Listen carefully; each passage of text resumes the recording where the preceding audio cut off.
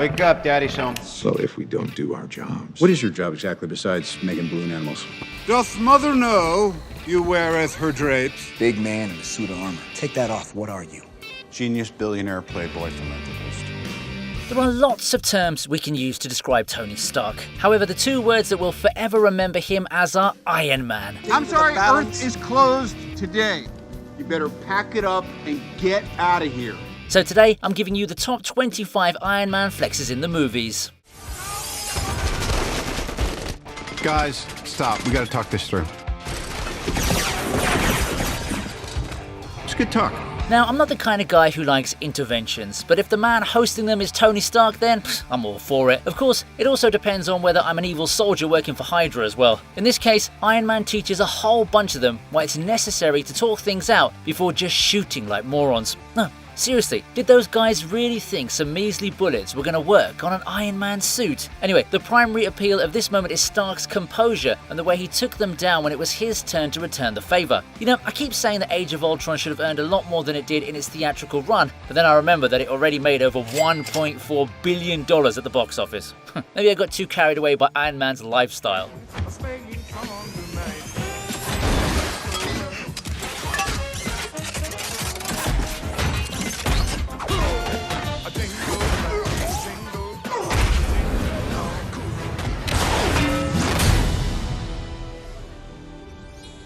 I'm the best.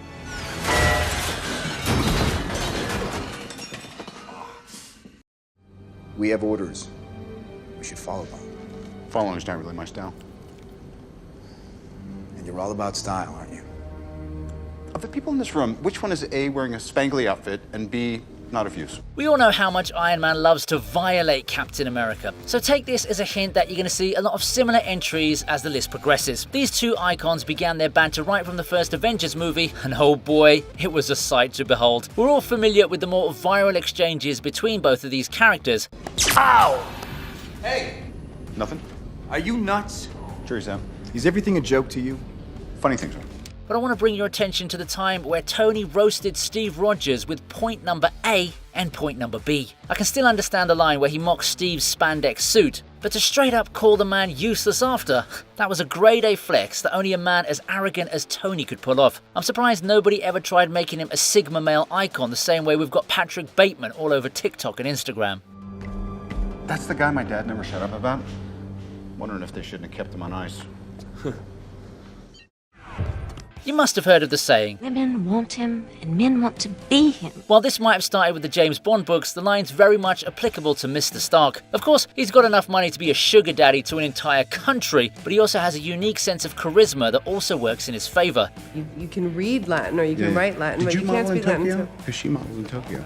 He's well aware of this too, as we can see here when he asks Agent Romanoff if she missed him. The scene only gets better as Iron Man shows up and gets Loki to surrender right after that. Captain America should really be thanking his stars that Tony came to his rescue, because it didn't look like he was going to survive that battle. I mean, what's the point of all those push-ups if you can't even defeat a puny god, Steve? This guy packs a wallop. Still, you are pretty spry for an older fellow. You might have missed a couple things, you know. Doing time as a capsicle. Fury didn't tell me he was calling you in. Yeah, there's a lot of things Fury doesn't tell you. If Thanos needs all six, why don't we just stick this one down the garbage disposal? No can do. We swore an oath to protect the Time Stone with our lives. And I swore off dairy, but then Ben & Jerry's named a flavor after me, so... So if we don't do our jobs. What is your job exactly besides making balloon animals? Oh man, he really did Steven dirty here, didn't he? I mean, if you look at the bigger picture, Benedict Cumberbatch has really earned his place as an actor. He isn't just Doctor Strange, he's freaking Sherlock as well. All that effort and all those performances only to be reduced to a balloon-blowing magician at kids' parties. Jesus Christ, Tony. I know you're a savage, but you gotta take it easy sometimes, especially if you're violating the Sorcerer Supreme. I tried to bench you, you refused. Unlike everyone else in your life, I don't work for you. And due to that fact, we're now in a flying donut, billions of miles from Earth with no backup. Yeah, I'm aware it's technically Wong, but we all know who truly deserves the title, don't we? I've got to give it to the man though. Even when the universe is on the brink of a cataclysmic apocalypse, Who just saved your magical ass? Me. bro still has the creativity to come up with a savage joke. Actually, I should be giving that credit to whoever writes his lines in the script. I'm Dr. Stephen Strange. I need you to come with me. Oh, congratulations on the wedding, by the way. I'm sorry, you giving out tickets or something? I would now like to call Justin Hammer, our current primary weapons contractor. Let the record reflect that I observed Mr. Hammer entering the chamber, and I am wondering if and when any actual expert will also be in attendance. I've been a fan of the Iron Man character right from the days of his comic book and animated adaptations, so I was already familiar with his eccentric mannerisms, but even then, I was amazed to see Robert Downey Jr. take over the role as if it could only have been played by him. Mr. Stark, please. Yes, dear. Can I have your attention? Absolutely. Iron Man 2 didn't set the world on fire the same way the OG film did, but it did give us a lot of witty gems, and the one I want to mention here is when Bro violates Hammer by simply denying his credentials as an expert. Is that Justin Hammer? How did Hammer get in the game? Wow. I mean, he's technically correct as he rightfully exposes the charlatan for what he is in a later scene. Yeah, I'd say most countries 5-10 years away. Hammer Industries 20. But seriously, who even thinks like that in the middle of a court hearing? Brutal is an understatement for this man. Honestly, it's impossible. Tony Stark was able to build this in a cave with a box of scraps. Well, I'm sorry. I'm not Tony Stark. Do me a favor. Try not to bring it to life. Miss Spartan, you little minx. You never even hesitated. Look, it's been a really long day. Like Eugene O'Neill long, so how's about we skip to the part where you're useful? Marvel's Secret Invasion has hit Disney+, and even though it's something of an upgrade from the go woke, go broke content they've been spitting out over the past couple of years, it doesn't look like the fans are showing it much love. That doesn't take away from the fact that Nick Fury has been working his butt off since anyone can remember. So when Tony openly questioned his usefulness in Age of Ultron, everyone was shook. Look me in the eye and tell me you're going to shut him down. You're not the director of me. It's not even like he said it nicely. This was a straight up insult, and I gotta give it to the man for being so tough in front of Samuel L. Jackson. Let me remind you that this is the same guy who shoots down people while talking about the Lord's good work. I am Iron Man. You think you're the only superhero in the world? Mr. Stark, you become part of a bigger universe. You just don't know it yet. Who the hell are you? Nick Fury, director of S.H.I.E.L.D. I'm here to talk to you about the Avenger Initiative. We'll call you. Did you have my numbers? No, I mean, we'll call you. Like, someone will call you. Oh. All right? From your team. Okay. That's not a hug. I'm just grabbing the door for you. We're not there yet. Bye. A flex doesn't always have to be an outright display of power or wit. Sometimes, even an unintentional act can get the job done. Like this scene here in Spider-Man Homecoming. Hey, May. How you doing? What are you wearing? Something skimpy, I hope. Forget that's inappropriate. All right, let's start over. You can edit it. We all know how much of a fanboy Spider-Man is when it comes to Iron Man, so it was only natural for him to expect a hug from his mentor while saying goodbye. Well, we all know how awkward that got, but it was still such a boss move from Tony. Don't do anything I would do, and definitely don't do anything I wouldn't do. There's a little gray area in there, and that's where you operate. What, does that mean that I'm an Avenger? No. Yeah, sure, he feels like a pseudo-father figure to Peter, but he makes sure he maintains his seniority, even if it means creating a super awkward situation between them. Of course, it's a funny moment, because that's like the kind of thing Marvel feels obliged to include in all of their films, but make no mistake, this is a tier 1 flex. Man, if something like that happened with me, I'd never show my face in public again. Let me just say, if aliens wind up implanting eggs in my chest or something and I eat one of you, I'm sorry. I do not want another single pop culture reference out of you for the rest of the trip, you understand? Hey guys, you ever seen that really old movie? Empire Strikes Back? Jesus, Tony, how old is this guy? I don't know, I didn't carbon date him, he's on the young side. What have I to fear? The Avengers. That's what we call ourselves, sort of like a team. Earth's mightiest heroes type thing. There is no version of this where you come out on top. Maybe your army comes, and maybe it's too much for us, but it's all on you. Because if we can't protect the Earth, you can be damn well sure we'll avenge it. It doesn't matter if he's talking to the god of thunder or the puny god of mischief. Tony Stark makes sure he's always going to spit facts. Who knows, maybe he even tried rapping as an alternative career in one of the multiverse timelines. Actually, I'm planning to threaten you. You should have left your armor on for that. Yeah, seen a bit of mileage, and you've got the glow stick of destiny. In this case, he openly challenges Loki and his army without a single shred of fear in his eyes. Those are some Giga Chad level vibes right there. They'll come for you. I have an army. We have a Hulk. It's one thing to have a witty response to every single thing Loki says to him, but on top of that, he even issues a threat to the not-so-terrifying villain by reminding him why his team is called the Avengers. Oh yeah, and how can I forget the part where his answer to Loki having an army was him having a Hulk? This usually works. All performance issues, not uncommon. 1 out of 5. Well, it's a fair assessment if you ask me. He's not the undisputed king of flexes for nothing. You ever tried shawarma? There's a shawarma joint about 2 blocks from here. I don't know what it is, but I want to try it. We're not finished yet. And then shawarma after.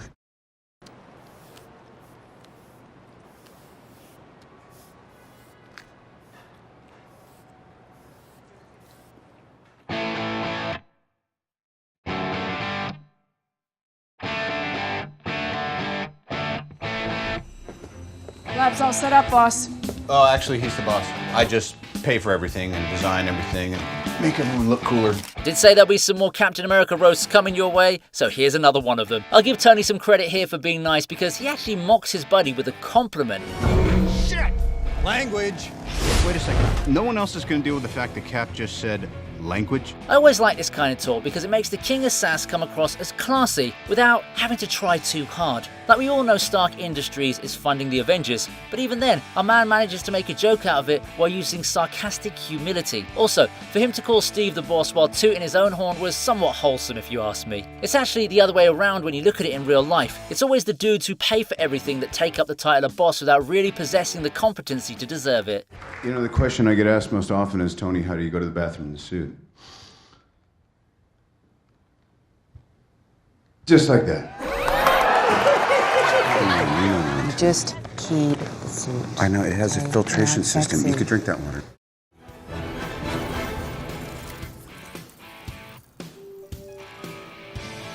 Ugh, Mr. Rogers, I almost forgot. That suit did nothing for your ass. No one asked you to look, Tony. It's ridiculous. Well, here you go. We've got back-to-back flexes against Captain America. That's exactly how much Iron Man loves him. Now, this is a unique one because bro's making fun of Steve in 2019 by looking at his 2012 version. More importantly, he's commenting on how all that spandex couldn't save his butt from looking flatter than a concrete wall.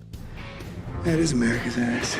I'm sure a lot of women would disagree with you there, Tony, but go on. It was pretty evident that Iron Man was pissed at Captain America during the first half of Avengers Endgame, so maybe this was the perfect way to get his point across. I think you look great, Cap. As far as I'm concerned, that's America's ass. Even Steve felt the burn on this one. Bro actually snapped back at Tony for mocking his glutes. For lack of a better option, dummy is still on fire safety. If you douse me again and I'm not on fire, I'm donating you to City College.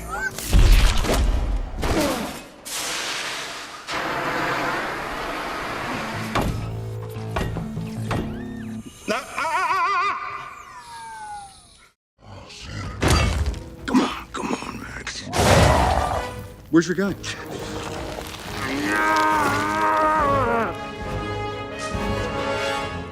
Dude, you're embarrassing me in front of the wizards. Okay, so here's the thing. If you're going to make fun of Doctor Strange the first time you meet him, you can't afford for your best friend to embarrass you in front of him and Wong when an alien invasion is about to commence. Tony knows that, and he makes it clear when Bruce Banner faces performance issues in bringing out the Hulk. To top things off, he also just insulted Ebony Moore after mentioning Earth's operating hours. Be thankful that your meaningless lives are now contributing I'm to sorry, the balance. Earth is closed today. You better pack it up and get out of here. Once again, it's a hilarious moment which shows us how Mr. Stark likes to maintain his reputation even in front of people who aren't human. I'm not gonna lie though, it would have been pretty cool to see Hulk face off against Cull Obsidian. Also, did you know his nickname is Black Dwarf? I definitely wouldn't want to meet a regular sized version of that dude. Right there.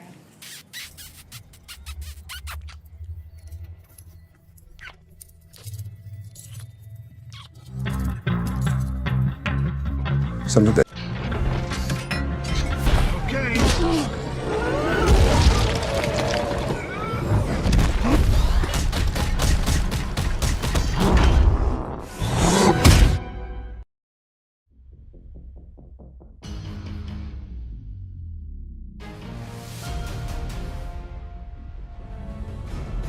You can take away my house, all my tricks and toys.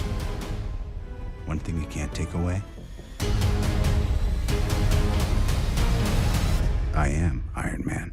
Sometimes it's the realization of your own capabilities that sets you apart from everyone else in the room. Self-awareness has always been one of Iron Man's strongest points, but it's mostly for his fights or his sense of humor. I mean, in this case, he lets us know exactly why he'll always be Iron Man, even if you take everything away from him. And the point is that we did see it happen. He was without a suit for a pretty long time. He didn't even have his house, his assistant, Pepper, or anyone to help him out, but he still managed to get the job done. That's why the ending monologue from Iron Man 3 is the highlight of the whole film. Yeah, sure, he needs Bruce to be a shrink every once in a while, but that's pretty acceptable when you've got responsibilities like his. Nice work, guys.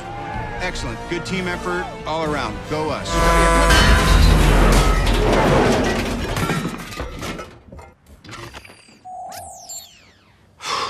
That came out of nowhere.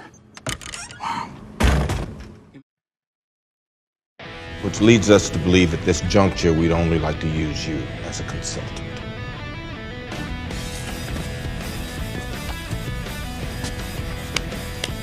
Can't afford me. If you're the main person driving ticket sales, you should be charging the appropriate rates as well. Robert Downey Jr. knew this better than anyone else, which is why he was able to earn a buttload of moolah from each of his roles. I mean, seriously, bro got $10 million for barely 8 minutes of screen time in Spider-Man Homecoming, which is more than $1 million per minute. That's not to say he doesn't deserve it, but still, that's a lot of dough, right? Personality overview, Mr. Stark displays compulsive behavior. In my own defense, that was last week. Prone to self-destructive tendencies. I was dying. Textbook narcissism. Agreed? Similarly, Tony Stark knows his worth, which is why he can confidently tell Nick Fury he can't afford him. As a matter of fact, he pulled a Uno reverse and started funding the Avengers instead. Now that's what I like to call a power move. I'm not saying that Uncle Sam can kick back on a lawn chair, sipping on an iced tea, because I haven't come across anyone who's man enough to go toe-to-toe with me on my best day. Only major component he still needs is a power source of high energy density. Something to kickstart the cube. When did you become an expert in thermonuclear astrophysics? Last night. I'm sure you can relate to exam pressure, especially when you've only got one night to complete the entire syllabus. It's pretty freaking hard to memorize so much stuff in a matter of hours, which is why nerds need months of prep to be able to get the grades they flex about. Nope, we don't say that. Only mommy says that word. However, Tony Stark isn't a nerd, he's freaking Iron Man, which is why he's able to become an expert in thermonuclear astrophysics in just one night. Mental flexes have a separate kind of appeal to physical flexes, and this one right here is a grade A statement. How does Fury even see these? He turns. Sounds exhausting. I mean, he didn't even have to do this, but went ahead anyway and humbled the whole of S.H.I.E.L.D. and the Avengers. I wish I had that kind of memory during my teenager phase. Unless Selvig has figured out how to stabilize the quantum tunneling effect. Well, if he could do that, he could achieve heavy ion fusion at any reactor on the planet. Finally, someone who speaks English. Your work on anti-electron collisions is unparalleled, and I'm a huge fan of the way you lose control and turn into an enormous green rage monster. Thanks. Those weapons were out there, and I tried to tell you about it, but you didn't listen. None of this would have happened if you had just listened to me. If you even cared, you'd actually be here. Okay, it's not working out. I'm gonna need the suit back. For how long? Forever. Yeah, let's No, please, Mr. Let's Stark, have it. you don't understand. This is all I have. I'm nothing without this suit. If you're nothing without this suit, then you shouldn't have it. The average Joe might assume that Iron Man's nothing without his suit, but to put it frankly, he'd be wrong. Tony Stark isn't just some random guy who's enjoying the powers of a high-tech suit. It's his creation, and he has made himself useful without it several times. That's exactly why his scolding of Peter Parker in Spider-Man Homecoming was such an important scene. Do you know that I was the only one who believed in you? Everyone else said I was crazy to recruit a 14-year-old kid. I'm 15. No, this is where you zip it, all right? The adult is talking. Yeah, sure, he's flexing in front of his understudy, but I guess that's just a force of habit. The important thing is that he's given Spidey a very important lesson here. I just wanted to be like you. And I wanted you to be better.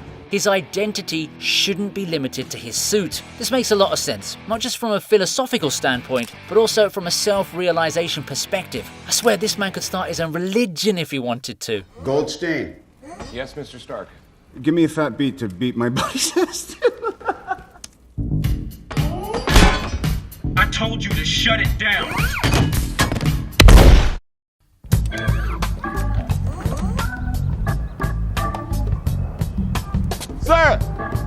gonna have to ask you to exit that. I told you I don't want to join your super secret boy band. You know, I keep talking about how Iron Man loves roasting Captain America, but after doing my research for this list, I learned that he's been equally critical of Nick Fury. Oh, God, you're gonna steal my kidney and sell it? This is the third entry of him flexing on the man who's supposed to be his boss, and I'm totally loving the domination here. For starters, Tony calls the Avengers a super secret boy band, which is sassy enough. Then he goes a few steps further and asks Nick, I'm sorry, I don't want to get off on the wrong foot. Do I look at the patch or the eye? Honestly, I'm a bit hungover. I'm not sure if you're real or if I'm having delirium. I am very real. that might be taking things a little bit too far if you ask me, but then again, I got my eye on you. with the role Samuel L. Jackson's played throughout his life, I'm sure he wouldn't mind a nice little burn every now and then. Mr. Stark, it smells like a new car in here. Sir, I'm gonna have to ask you to exit the donut. Oh, come on! Do not touch me again. Then don't take my stuff. You have no idea what you're dealing with. Shakespeare in the Park? Doth mother know you weareth her drapes? Of all the people Tony's roasted over the course of his existence in the MCU timeline, I'll always remember the first time he faced off against Thor. Their fight scene is a whole other story, so I won't be covering that because the humor on display here is elite. Put that hammer down. No. Bad call. He loves his hammer. We've all seen Thor as this overpowered god who you shouldn't be messing with. I'm listening. But Iron Man ain't about that submissive lifestyle, so we get straight to mocking the man's dress sense. The Shakespeare in the Park line had me in splits and got everyone in the audience laughing as well. Loki will face Asgardian justice. He gives up the cube, he's all yours. Until then, Stay out of the way, tourist. See, this is the kind of skill only a boss man like Mr. Stark can pull off. On a serious note though, Thor should really be telling his mom if he's going to be borrowing her clothes. Welcome. Voice activation required. Thor. Access denied. Strongest Avenger. Access denied. Damn you, Stark. Point Break. Welcome, Point Break. My priority is to get the Iron Man weapon turned over to the people of the United States of America. well, you can forget it. I am Iron Man. The suit and I are one. To turn over the Iron Man suit would be to turn over myself, which is tantamount to indentured servitude or prostitution, depending on what state you're in. You want my property? You can't have it. But I did you a big favor. I have successfully privatized world peace. Ah yes, this is the moment that got me rooting for Iron Man more than anything else I'd seen till that point in 2010. The court hearing in Iron Man 2 was an obvious setup, and it doesn't take a rocket scientist to figure that out. Of course, Tony knew what he was getting into, so he came prepared, and oh boy, did he own everyone in that court or what. My device does not fit that description. How would you describe I would your describe device? it by defining it as what it is, Senator. As? It's a high-tech prosthesis. Apart from exposing the senator and Hammer for being total jerks, he even goes on to declare that nobody can ever have his suit. Can't have it. Look, I'm no expert. In prostitution, of course not. You're a senator. Come on. I mean, it's a pretty bold statement to make, especially if you're a celebrity on live television. But then again, that's what makes his character so lovable. He did have a point though. If you want the Iron Man suit, Tony Stark comes along with it. It's a package deal. I tried to play ball with these ass clowns. F you, Mr. Stark. F you, buddy. We're adjourned. We're adjourned for the day. Okay. You've been a delight. One thing I've proven is that you can count on me to pleasure myself. I'm just not the hero type, clearly. With this laundry list of character defects, all the mistakes I made. Truth is, I am Iron Man. You must have been wondering why you haven't seen anything from the OG Iron Man film until now. The thing is, it's such an epic movie that I couldn't place anything from it outside my top 10. I thought I lost you back there. You did, sir. The final scene in 2008's Iron Man was the game changer when it came to the superhero genre. We were used to seeing these guys hide their identity to avoid any unnecessary drama. Take Superman, for example. Bro did the bare minimum to keep his disguise, and it still worked. Tony Stark, though, is a different breed of badass, so you can't really expect him to follow any scripts. That's exactly what happens here when he ignores what his team had written for him and openly declares that he is Iron Man. Yeah, that's how you announce yourself on the big stage. And this is why we love you 3000. My name is Tony Stark, and I'm not afraid of you. You just died, pal. I'm gonna come get the body. Here's my home address. 10880 Malibu Point. I'll leave the door unlocked. That's what you wanted, right? Film me. Is it better to be feared or respected? And I say, is it too much to ask for both? For your consideration, the Jericho.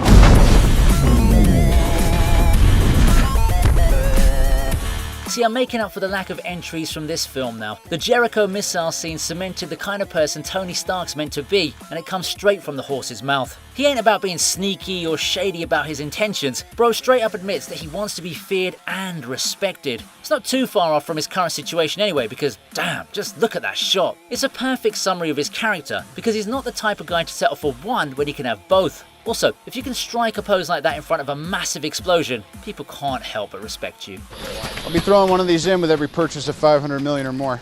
It's a piece. Is it cool if I take a picture with you? Yes, it's very cool. Please, no gang signs. No, throw it up, I'm kidding. Yeah, peace. I love peace. I'll be out of a job with peace.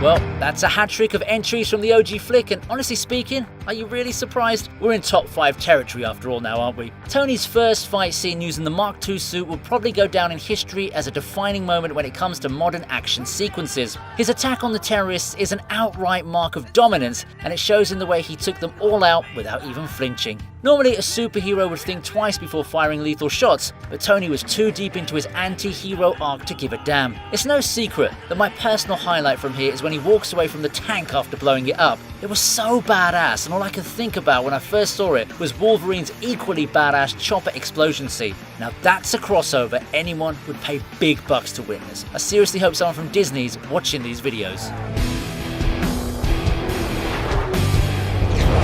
Now, what am I supposed to tell the press? Training exercise, isn't that the usual BS? It's not that simple. An unfortunate training exercise involving an F-22 Raptor occurred yesterday. Big Pim always said you never can trust a Stark. Who are you? Come on, man. Stark? Did he give you anything on Rogers? No, told me to go to hell. I'm going back to the compound instead, but you can call me anytime. I'll put you on hold. I'd like to watch the line blink. This is a unique entry because it combines 3 separate flexes into one. The thing is, they follow one after another, so it made more sense to merge all of them together to land this high up on the list. How do you even quantify this kind of behavior? You seem a little defensive. Manchurian candidate, you're killing me. There's a truce here. You can drop.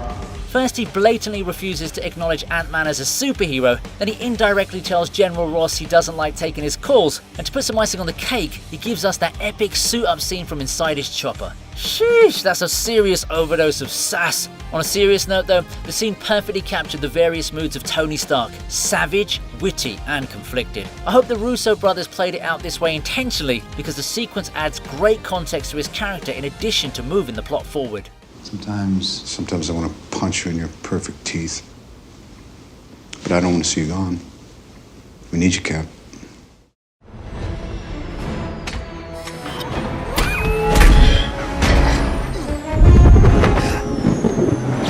Stark, we need a plan of attack. I have a plan. Attack. Normally, you'd imagine a guy like Mr. Stark to be well prepared in the face of any adversity. While that might be true most of the time, he's also a huge fan of impromptu decisions. That can be seen here in the Avengers, when Thor shows up and takes Loki away. I agreed with Captain America when he said they needed a plan of attack to face off against the God of Thunder, but Iron Man has only one plan when it comes to such situations: attack. It wasn't a bad plan either, actually. He managed to hold his own against Thor, and both of them were trading blow for blow till Steve showed up and spoilt the party for everyone. What's going on here?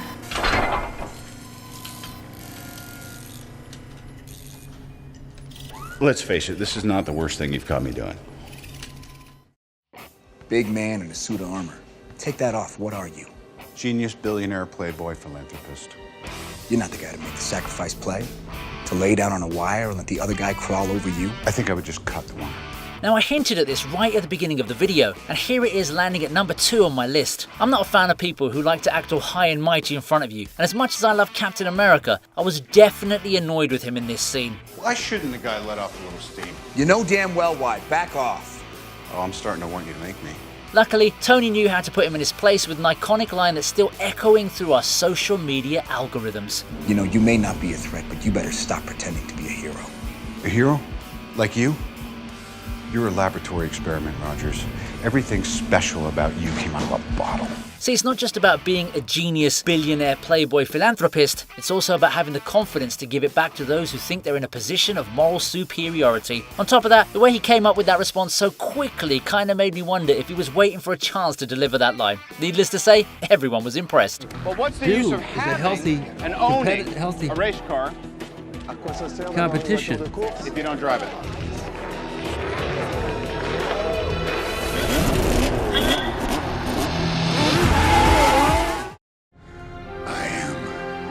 Inevitable.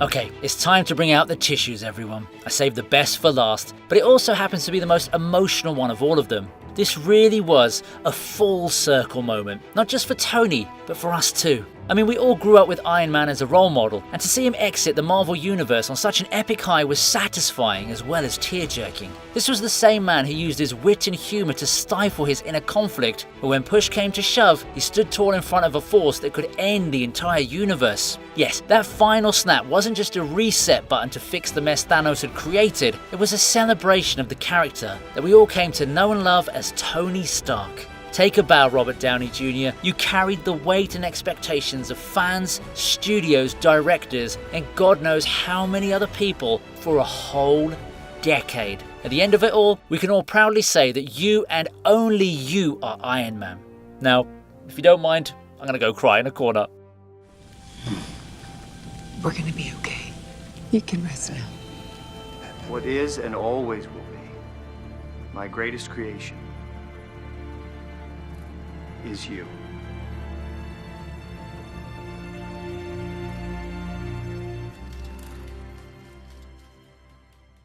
Hope you like this video. Please subscribe to the channel and check the descriptions for links to my socials. In the meantime, here's another video that I know you'll enjoy.